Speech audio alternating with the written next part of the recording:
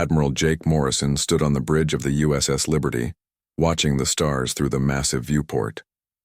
The ship was humanity's pride, and the flagship of their small but growing fleet. It had been exactly 1 year since humans discovered, faster than light travel and joined the Galactic Council. 1 year since everything changed for their species. The bridge was quiet, except for the soft hum of computers and the occasional beep from monitoring stations.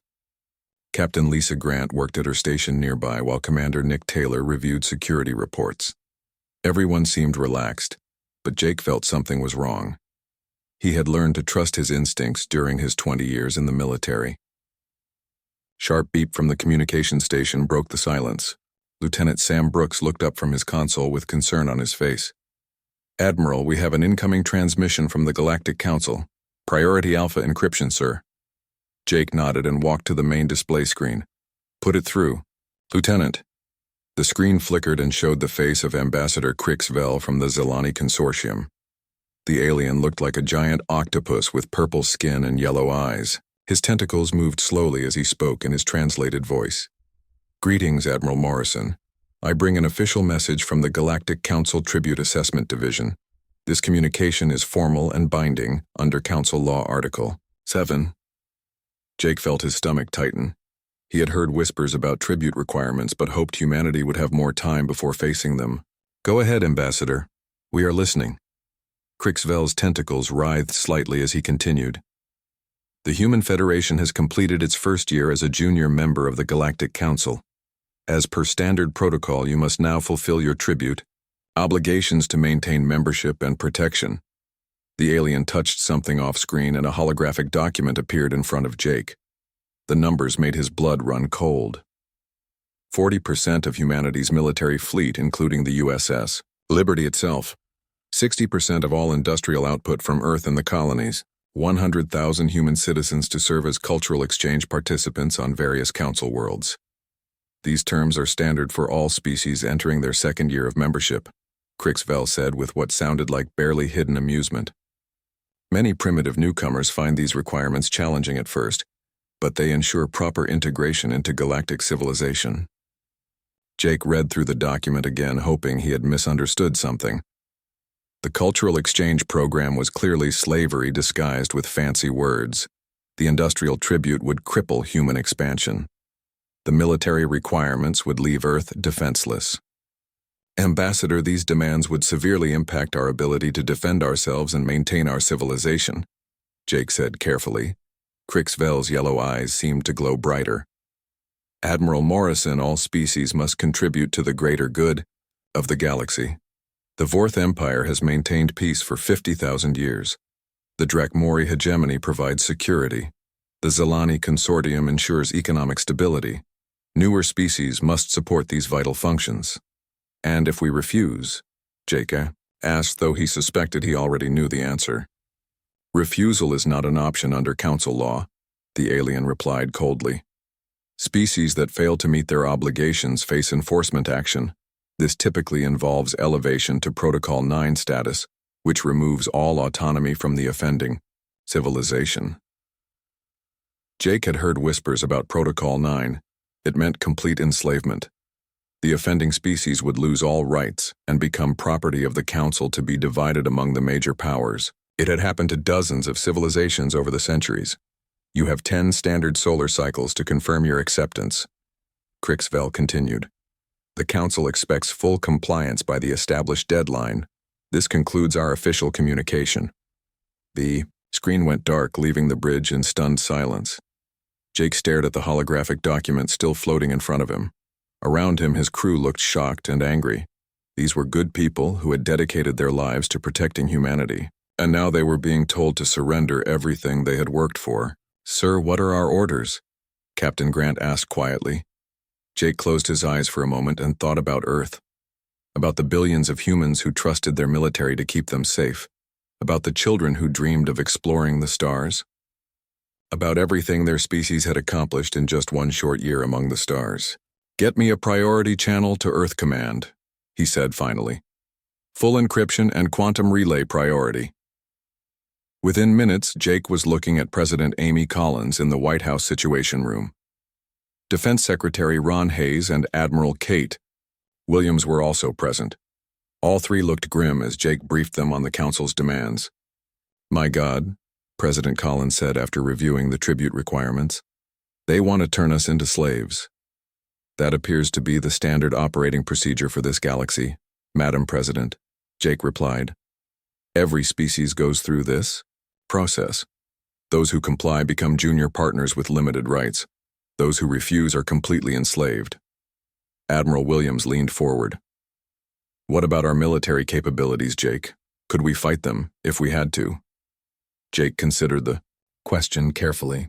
"Our technology is roughly equivalent to theirs in some areas and superior in others. But they have numbers we cannot match.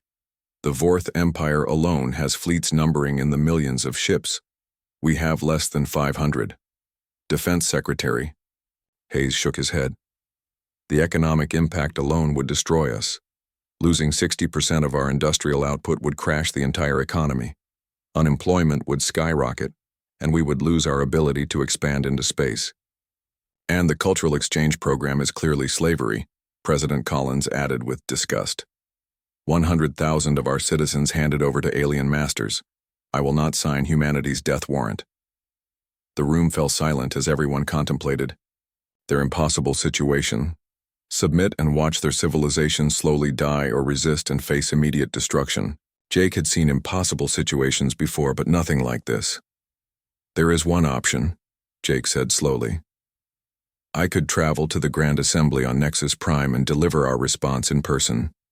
It would buy us time and allow us to assess the situation firsthand." President Collins nodded after a moment. "Do it, Admiral. Take a small diplomatic team and represent humanity at this assembly. But Jake, remember that whatever you say there speaks for all of us." "Understood, Madam President," Jake replied. "I will not let our species down." As the communication ended, Jake looked out at the stars again. Somewhere out there, the most powerful civilizations in the galaxy waited for humanity's answer. They expected submission like every other species before them. They were about to learn that humans were different. Jake called his senior staff together and began making preparations for the most important mission in human history. The Grand Assembly building on Nexus Prime was unlike anything humans had ever seen. The massive structure stretched up into the clouds with thousands of windows reflecting the light from 3 different suns. Spires and towers connected by bridges created a complex maze of architecture designed by dozens of different species over thousands of years. Admiral Jake Morrison walked through the main entrance with his small diplomatic team. Commander Nick Taylor stayed close to his right while Dr. Susan Parker studied everything around them with scientific curiosity. The corridors were filled with beings from across the galaxy, representing 847 different civilizations. Jake tried not to stare at the incredible diversity around him. Crystalline beings that looked like living gemstones glided past, while insectoid creatures clicked and chittered in their own languages. Floating gas clouds communicated through color changes, while mechanical beings processed data through visible circuit patterns. "Sir, the variety of life forms here is incredible," Dr. Parker whispered as they walked. "I count at least 50 different types of basic biology just in this corridor." "Stay focused, Doctor," Jake replied quietly. "We are here for one purpose only." The group followed signs toward the main assembly chamber, passing through several security checkpoints. At each station, alien guards scanned them with devices that hummed and beeped. Most guards seemed bored with the routine, but a few studied the humans with obvious curiosity. As they approached the massive doors to the assembly chamber, Jake felt the weight of what they were about to face. Inside, waited representatives from civilizations that had dominated the galaxy for tens of thousands of years. Species so powerful they could destroy humanity without breaking a sweat. The doors opened to reveal the most impressive sight Jake had ever witnessed. The chamber was enormous, with seating arranged in concentric circles rising up like a giant amphitheater. At the center was a platform where speakers could address the entire assembly. High above them, a dome showed real-time images of space, creating the feeling of floating among the stars. A guide led them to the section marked for junior members near the back of the chamber. The seats were smaller and less comfortable than those for senior species. Everything about the arrangement was designed to remind newer civilizations of their low status in the galactic hierarchy. Jake looked around at the other junior members seated nearby. Most appeared nervous or frightened. A few species looked resigned to whatever fate awaited them. None showed any signs of defiance or resistance. "Look at the senior species section," Commander Taylor said quietly, nodding toward the front of the chamber. The most powerful civilizations occupied ornate seats near the central platform. The Vorth Empire delegation sat in chairs made of the same crystal material as their bodies. The Drakmori hegemony representatives wore elaborate armor even in this peaceful setting. The Zalani Consortium members had seats designed to accommodate their tentacled bodies. A deep harmonic tone filled the chamber, signaling the start of the session. All conversations stopped as beings throughout the massive room focused their attention on the central platform. The lights dimmed except for those illuminating the speaker's area. High Chancellor Vorth Ka of the Vorth Empire rose from his crystal chair and glided to the platform. The ancient being was over 3 meters tall and his body seemed to contain actual starlight. When he spoke, his voice resonated through the chamber like music made of stone. "The Grand Assembly of the Galactic Council will come to order," he announced. "Today we address Standard Tributary Protocol 7 for species designation human." Jake felt every eye in the chamber turn toward the small human delegation. 847 civilizations were about to watch humanity receive its marching orders. Most probably expected a quick surrender followed by the usual administrative procedures. Species designation human has completed 1 standard year of junior membership. Chancellor Vorth Ka continued. As per council law, they must now fulfill their tribute obligations to maintain membership and receive continued protection. The Chancellor gestured, and a holographic display appeared above the platform showing the tribute requirements. 40% of military assets, 60% of industrial output, 100,000 citizens for cultural exchange. The numbers looked even more devastating displayed for the entire galaxy to see.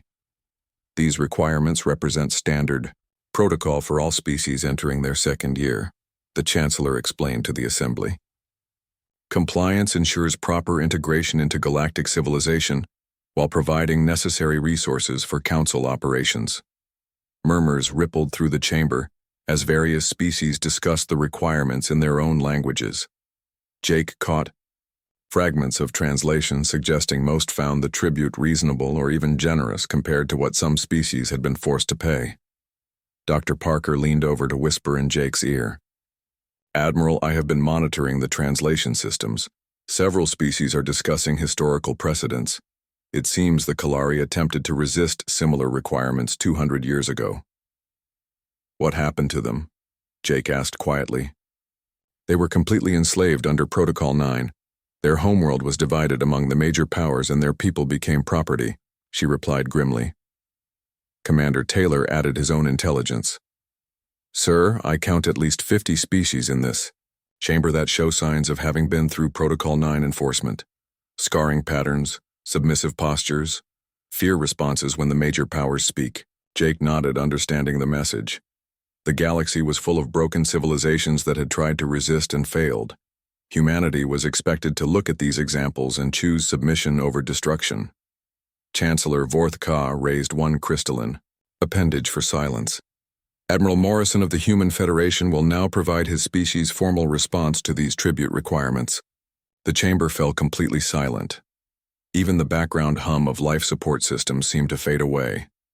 Jake could feel the weight of 847 civilizations watching him. Some were curious about what the new species would do.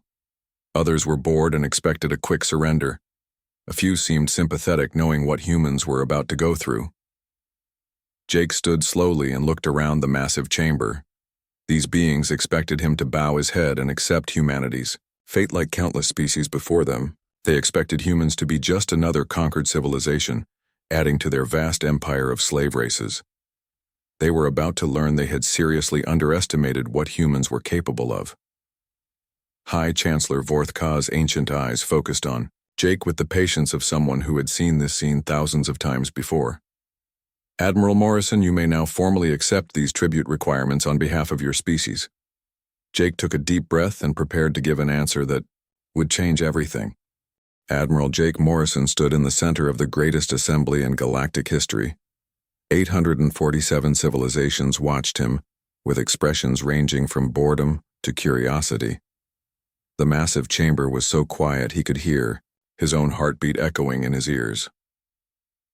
High Chancellor Vorth-Ka waited with the patience of someone who had ruled for thousands of years. The ancient crystalline being had seen this scene countless times before. New species always struggled with their tribute requirements at first, but they eventually accepted reality and submitted like all the others. Jake looked up at the dome showing the stars above them. Somewhere out there was Earth with its billions of people living their lives in freedom. Children playing in parks, scientists making discoveries, artists creating beauty that had never existed before. All of it would be lost if he said the wrong words here today. The silence stretched on for what felt like forever. Some species began shifting in their seats, wondering what was taking so long. The Drakmori delegation assumed the human was frozen with fear. The Zilani representatives started calculating how to divide humanity's assets among themselves. But Jake was not frozen with fear. He was thinking about every lesson history had taught him, about every time someone had stood up to a bully and discovered they were not as strong as they pretended to be, about the power that came from simply refusing to be afraid. He thought about his grandfather who had fought in wars to keep people free, about the teachers who had taught him that some things were worth fighting for no matter what the odds, about the oath he had taken to protect humanity from all enemies, foreign and domestic. Jake took one step forward and looked directly into Chancellor Vorth-Ka's ancient eyes. When he spoke, his voice carried clearly through the vast chamber to every corner where alien beings waited for humanity's surrender. No. The single word hit the chamber like a physical blow. The translation systems worked frantically to convert the simple human response into 846 different languages. Zek in Vorthian, Nal in Drakmori, Vetshen in Zilani. The same meaning echoed through the chamber in every tongue spoken by galactic civilization. For a moment, nothing happened. The assembly seemed frozen in disbelief as beings processed what they had just heard. Then chaos erupted throughout the massive chamber. War leader Krax Den of the Drakmori hegemony leaped to his feet with a roar of rage. His battle-scarred carapace clicked and scraped as he pointed one clawed appendage at Jake. This primitive species dares refuse the council. They must be taught their place immediately. Ambassador Krixvel's tentacles writhed in shock and indignation. Impossible, they cannot understand the consequences of such defiance. Perhaps their translation systems are malfunctioning and they did not comprehend our generous offer. Other species throughout the chamber began shouting in their own languages. Some called for immediate military action against humanity. Others debated whether such a direct refusal was even legally possible under council law. A few quietly wondered if the humans knew something the rest of the galaxy did not. Through all the chaos, High Chancellor Vorth-Ka remained perfectly still.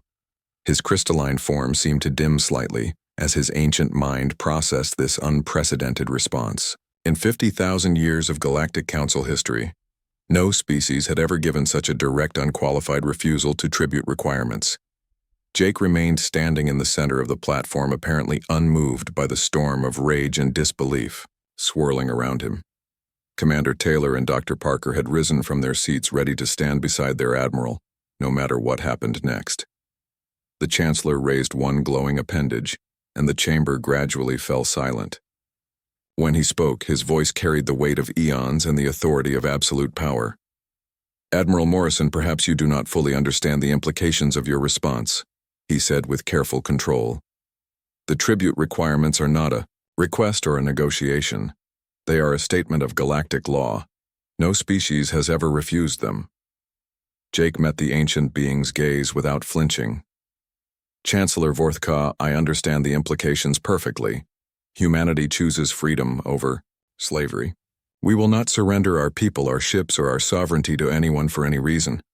The chamber erupted again, but this time the Chancellor did not call for silence. He studied Jake with growing fascination, as if seeing something he had never encountered before in all his long existence. "You understand that refusal means Protocol 9 enforcement," the Chancellor said. Your entire species will lose all rights and become property to be divided among council members. Your worlds will be occupied, your people enslaved, your civilization will cease to exist. I understand the threat, Jake replied calmly. But understanding a threat and surrendering to it are two different things. Humanity's answer remains no today and always. Dr. Parker stepped forward to stand beside Jake. Chancellor, if I may speak as a scientist, I believe there has been a fundamental misunderstanding here today.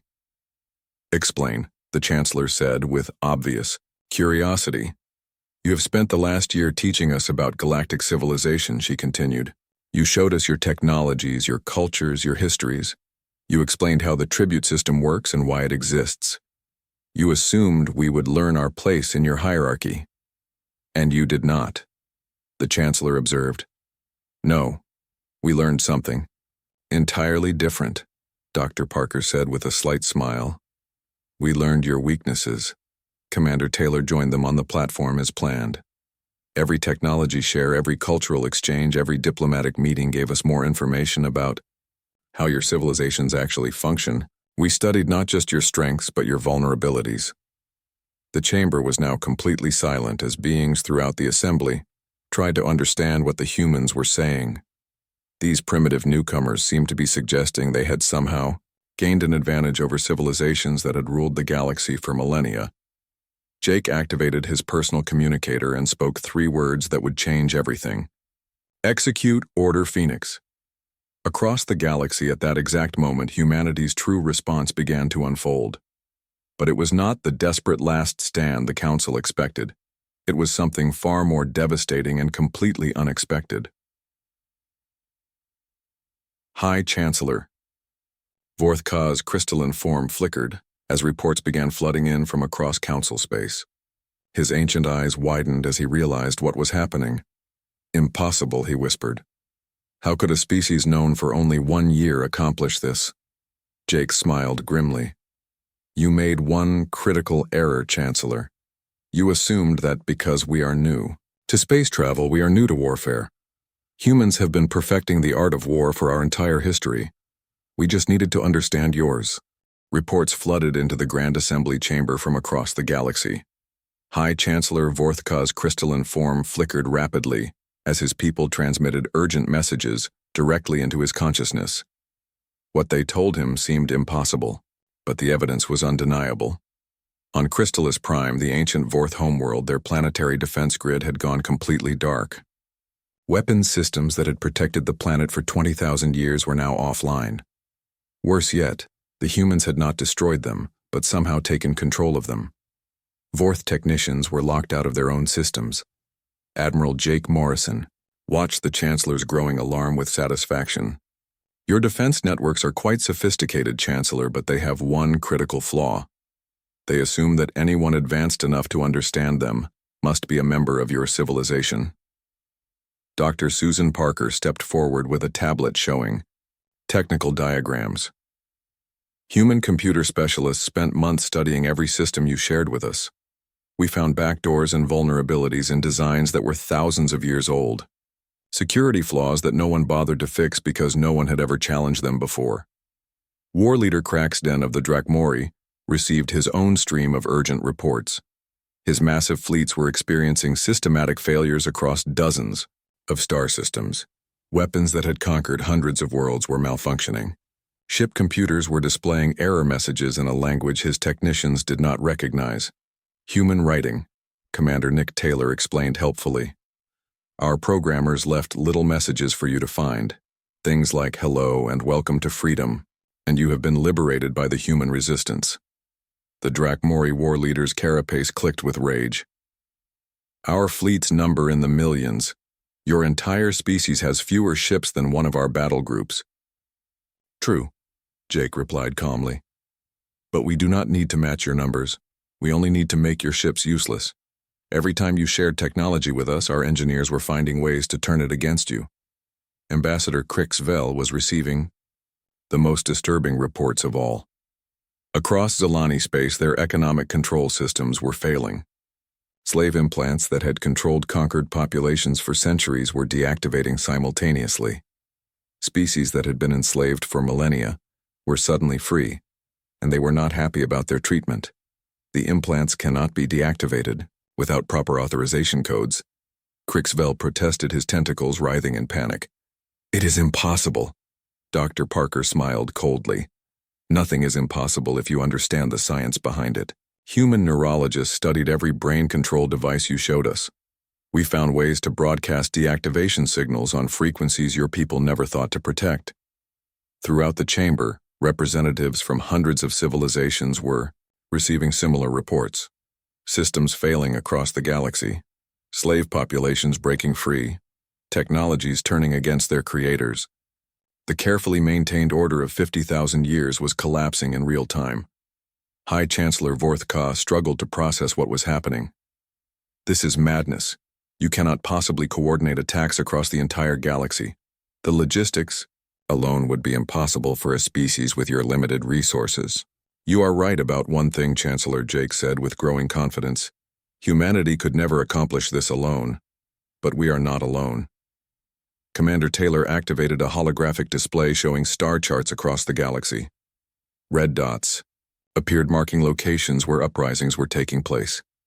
There were thousands of them spread across every major system.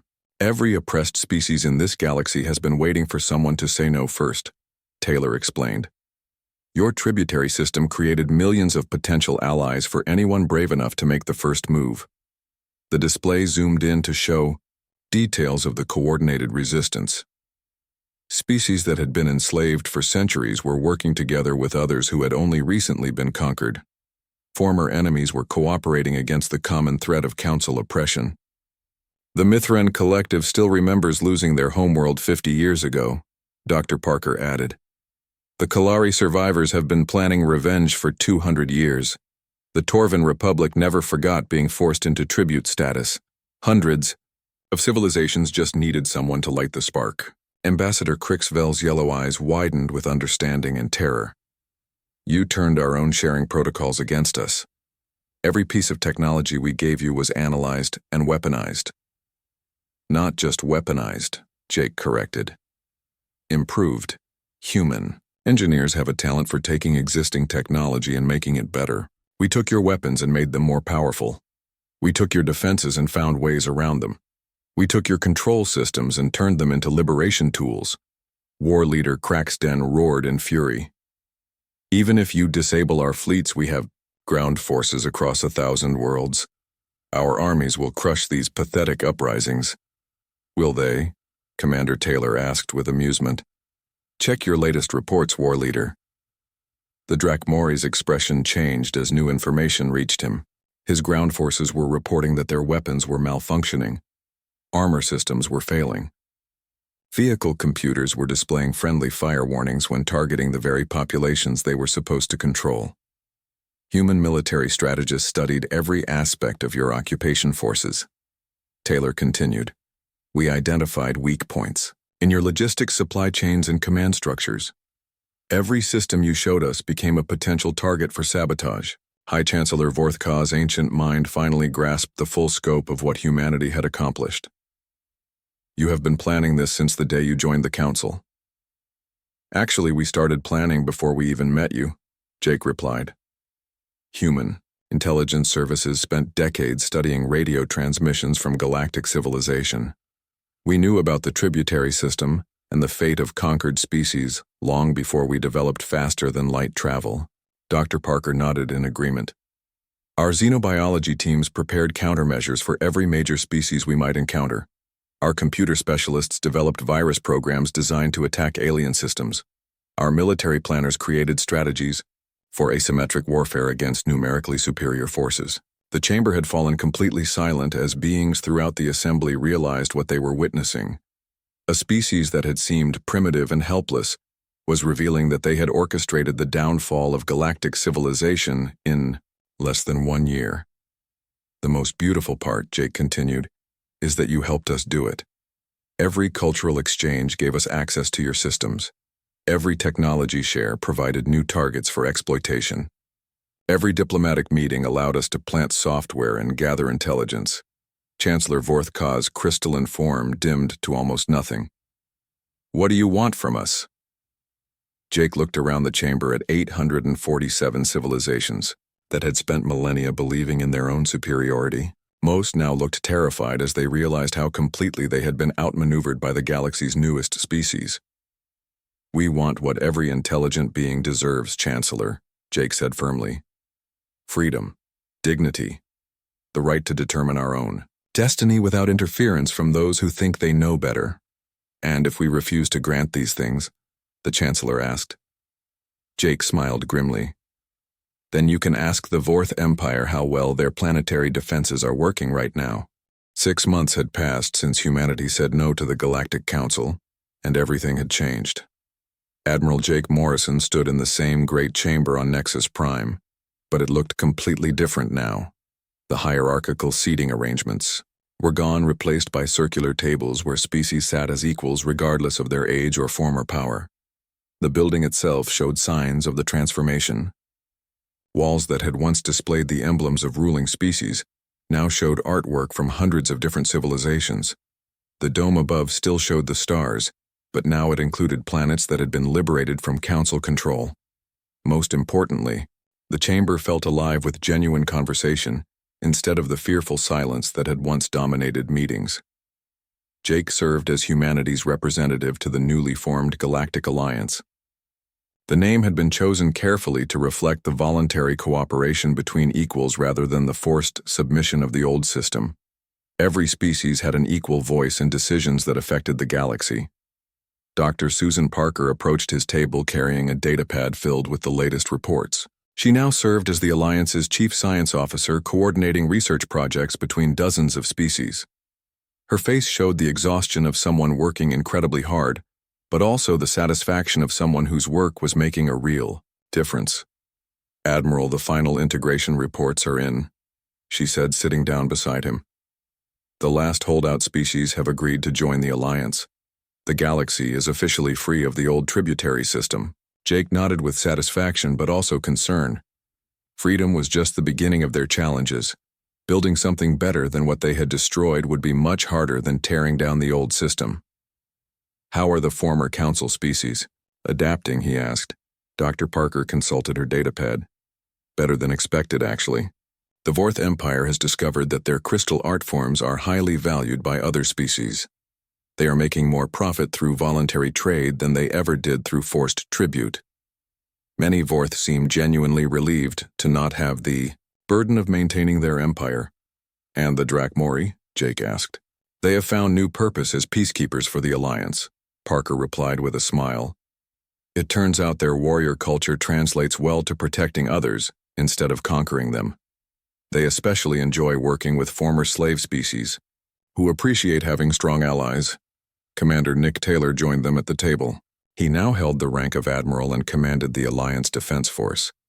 The transition had been surprisingly smooth, as species that had once been enemies worked together to build something better. "The Zelani Consortium has been our biggest success story," Taylor reported. "Free trade between willing partners has created more wealth than their old system of economic exploitation.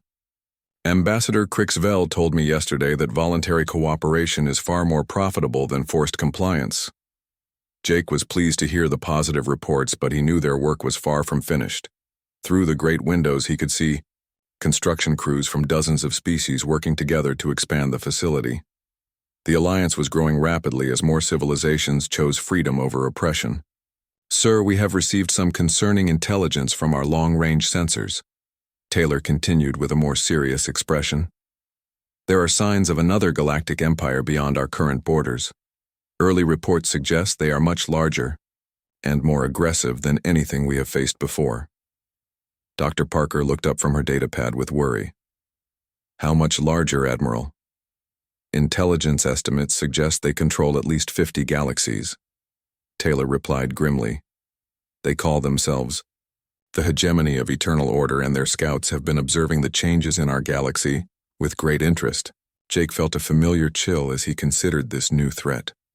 Just when they had achieved freedom for their galaxy, another enemy was gathering strength beyond their borders.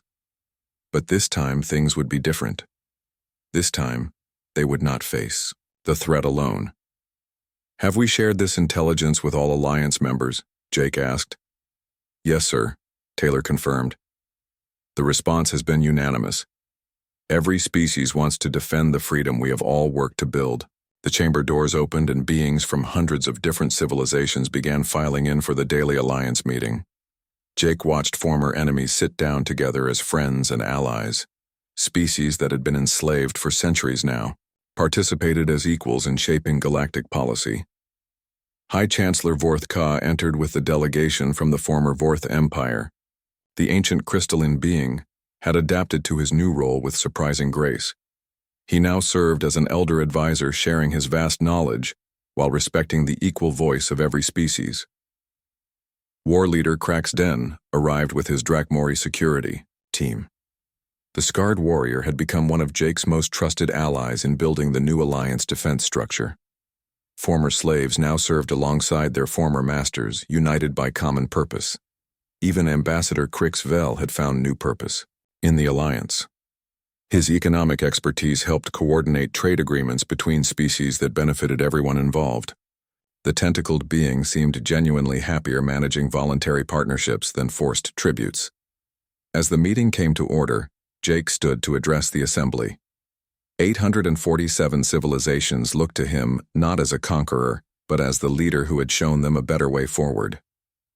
My friends, he began using words that would have been impossible under the old system.